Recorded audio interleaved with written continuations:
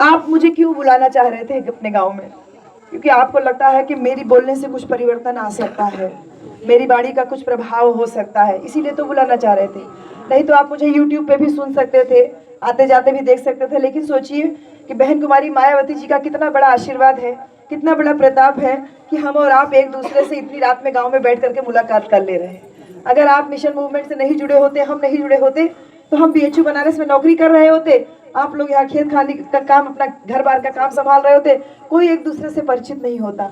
ये बहुजन समाज का बहुत गौरवशाली इतिहास है कि समाज में जिसने त्याग किया है, जिसने समाज के लिए अपना समर्पण किया है, समाज उसको बहुत इज्जत दिया है। जैसे तथागत गौतम बुद्ध, उनका नाम तो सिद्धार्थ था ना, पैदा तो वो सिद्धार्थ हुए थे, लेकिन समाज के लिए त्याग किए, पत्नी को छोड़ दिए, बच्चे को छोड़ दिए और सत्य की खोज में निकले। 6-7 साल तपस्या के बाद बुद्ध को सत्य का ज्ञान हुआ, सिद्धार्थ को सत्य का ज्ञान हुआ, वो बुद्ध कहलाए। तो सम्मान में उनको तथागत बोला जाता है। तथागत का मतलब होता है तथ्य प्लस आगत। तथ्य का मतलब होता है सत्य और आगत का मतलब जिसने सत्य को जान लिया हो, सत्य को जानने वाला तथागत गौतम बुद्ध बोलते हैं भगवान बुद्ध को। वैसे ही सम्राट अशोक जो हुए, उनको महान राजा सम्राट अशोक बोला जाता है। बौद्ध धर्म के प्रचार प्रसार के लिए अपनी इकलौती बेटी संघमित्रा और बेटे महेंद्र को श्रीलंका भेज दिए कि बुद्ध धर्म का प्रचार प्रसार करो। उनको प्रियदर्शी बोला जाता है।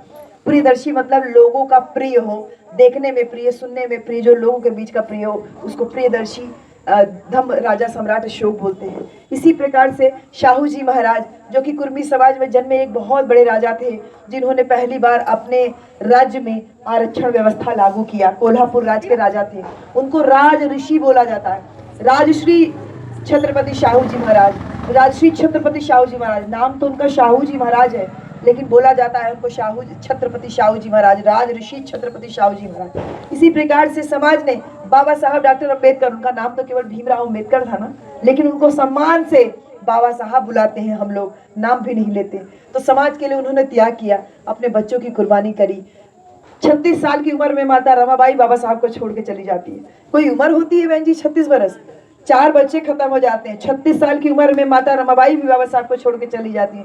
लेकिन बाबा साहब कभी भी जो मन में ठाने होते हैं कि इस समाज को, इस बुराई से, इस दलदल से बाहर निकाल के लाऊंगा, इन सबको मैं ऊंचा उठाऊंगा कि कम से कम ये मानव कहलाएं, इनके साथ जो छुआछूत, जाति पाति भेदभाव होता है उसको खत्म करूंगा। और अपने जो उनका अटल, जो उनका विश्वास था, भरोसा था, जो उनकी प्रतिज्ञा थी, उस प्रतिज्ञा पे बाबा साहब खड़े उतरे, भारत के संविधान लिखे, आपको हमको हक अधिकार दिलाए, और सदियों की जो गुलामी थी, वो गुलामी एक ही झटके में टूट जाती है कि हमको साफ पानी पीने का अधिकार मिल जाता है, अच्छा खाना खाने का अधिकार मिल जाता है, अच्छा कपड़ा पहनने का अधिकार मिल जाता है, पक्का मकान में रहने का अधिकार मिल जाता है, नौकरी का अधिकार मिल जाता है, पढ़ने का अधिकार मिल जाता है, रुपया पैसा कमाने का अधिकार मिलता है, और सबसे बड़ा जो अधिकार बोला वो है मान सम्मान का अधिकार। हमको आपको मान सम्मान का अधिकार मिलता है। तो बाबा साहब को समाज बहुत सम्मान से बाबा साहब बुलाता है। वैसे ही कांशीराम साहब अपनी नौकरी कर रहे थे, लेकिन नौकरी से इस्तीफा दे देते हैं समाज के लिए कि मैं इस समाज को शासक बना के रखूंगा, बना करके ही दम लूंगा। इस समाज को शासक कौम बनना है, यानी राजा बनना है। जब तक मैं अपने समाज को शासक कौम नहीं बना लेता, तब तक मैं चैन से नहीं सोऊंगा। ये प्रतिज्ञा लेते हैं साहब कांशीराम और अपनी नौकरी से इस्तीफा दे देते हैं। गांव गांव घूमते हैं, गली गली घूमते हैं, पैदल पैदल, साइकिल साइकिल घूमते हैं, समाज को जागरूक करते हैं, बताते हैं कि तुम 100 में 85 हो। अपने वोट की संख्या को पहचानो, अपनी ताकत को पहचानो। नारा दिए, जिसकी जितनी संख्या भारी उसकी उतनी भागीदारी। आपकी भागीदारी ज्यादा होनी चाहिए, शासन सत्ता से लेकर के पढ़ाई लिखाई तक हर जगह आपकी भागीदारी ज्यादा होनी चाहिए, क्योंकि संख्या हमन के ज्यादा रहा। साहेब कांशीराम ने वो करिश्मा करके दिखाया जब कहा वोट हमारा, राज तुम्हारा नहीं चलेगा, नहीं चलेगा। वोट हमारा है, यानी हमारी संख्या ज्यादा है। जब वोटवा हमार ढेर है तो राजा तुम्हार कैसे होई, रजो हमार चाहिए। वोट हमारा, राज हमारा, यही चलेगा, यही चलेगा। ताकत का एहसास कराया, कुर्मी समाज को जगाया, राजभर समाज को जगाया, मौर्य समाज को जगाया, यादव समाज को जगाया, मुसलमानों को जगाया, सुनार, लोहार, कहार, सब लोगों को जगाया साहब कांशीराम ने, और जगा के बहुजन समाज बनाया, बहुजन समाज पार्टी बनाई। तो साहब कांशीराम ने उत्तर प्रदेश में हमको 1-2 बार नहीं बल्कि 4-4 बार मुख्यमंत्री बनाया। तो समाज ने सम्मान किया साहब का, समाज ने सम्मान किया साहब कांशीराम का, और ये समाज का इतिहास रहा है कि जब जब जो समाज के लिए त्याग करता है, समाज उसको सम्मान से एक उपाधि देता है।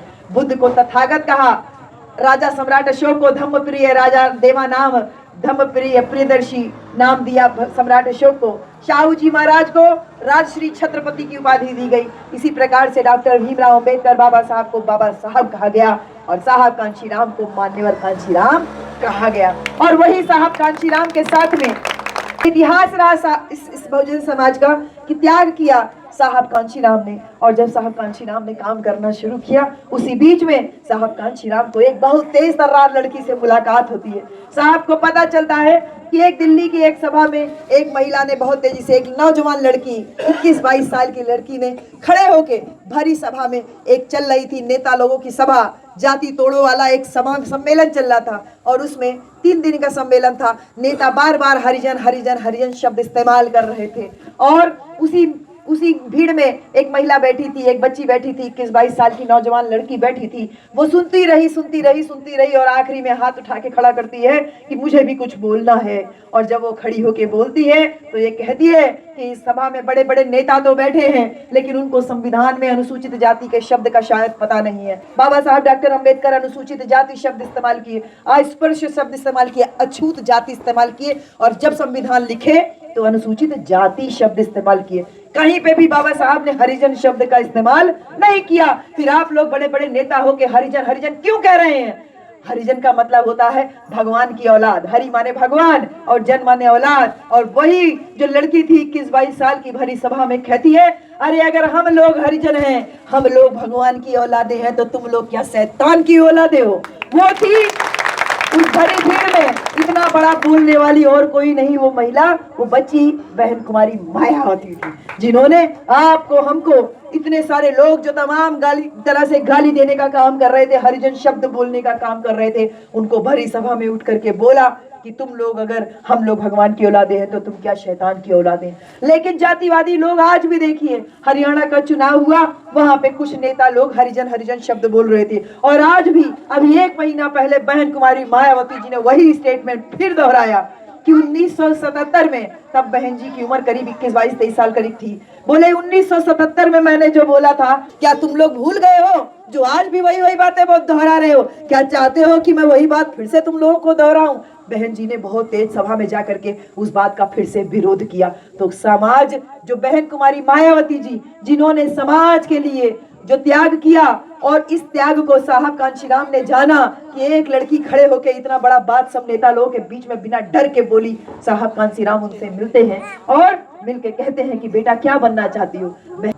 बहन जी ला कर रही थी, यानी कि वकालत पढ़ रही थी, और कह रहे थे कि मैं तैयारी कर रही हूँ कि मैं कलेक्टर बन जाऊं, डीएम बन जाऊं, तो मैं डीएम बनने की तैयारी कर रही हूँ, अफसर बनने की।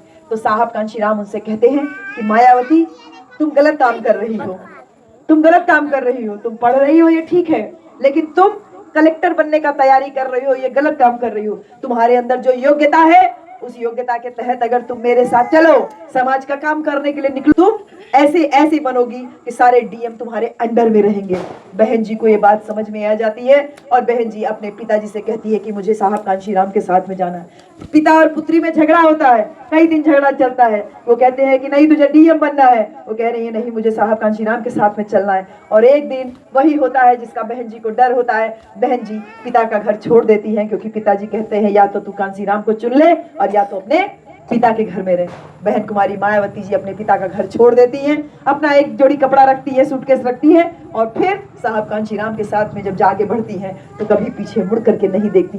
समाज के लिए बहन कुमारी मायावती जी ने पूरा जीवन कुर्बान कर दिया। अविवाहित रही, परिवार नहीं बसाया, बच्चे नहीं पैदा किए, शादी नहीं की, और इसलिए समाज उनको सम्मान से क्या कहता है? बहन जी। चाहे बूढ़ पुरनिया हो या नौजवान छोटा बच्चा हो, अपनी बहन जी को हम सब लोग सम्मान से बहन जी कहते हैं। लेकिन यही समाज है जो हमारे बीच में कुछ बहरूपिये पैदा कर दिए गए हैं, जो अब बहन जी को बुआ जी बुलाने की कोशिश कर रहे हैं। ऐसे बहरूपियों से सावधान रहना है। जी का, हमारी बहन जी का सम्मान नहीं कर सकता, जो उनको बुआ जी और दादी जी और जाने क्या क्या नाम से बुलाता है, ऐसा व्यक्ति कभी भी बहुजन समाज का व्यक्ति नहीं हो सकता, हमारा हितैषी नहीं हो सकता। इसलिए बहनी तनी ध्यान रखिया। बहुत जने हमारे इनके बीच में ये भरम फैलावे के कोशिश करत है कि हाथी बूढ़ हो गया है, हाथी बीमार हो गया है, हाथी डोल न पावत है, तो हाथी के सवारी करे से कौन फायदा। ऐसा लोगन के हमन के जवाब देवे के है, और दम से जवाब देवे के है। जवाब दा बहन जी कि बैठा हाथी, बीमार हाथी, लेटा हाथी खड़े हुए गधे से ज्यादा ऊंचा होता है। समझ गए बहन जी? खड़ा हुआ बैठा हुआ हाथी खड़े हुए गधे से ज्यादा ऊंचा होता है। इसलिए जो लोग कह रहे हैं कि हाथी बीमार हो गया है, हाथी बैठ गया है, ऐसे लोगों को हमें और आपको मिल करके जवाब देना है कि हाथी को बस उठ करके खड़ा होना है, और ये ताकत, हाथी को उठा के खड़ा करने की ताकत आपके और हमारे वोट में है। आपका हमारा वोट इस हाथी, बहुजन समाज रूपी हाथी को फिर से उठा के खड़ा कर देगा।